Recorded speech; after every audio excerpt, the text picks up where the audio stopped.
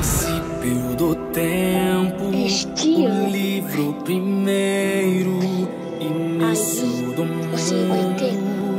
a criação, no molde de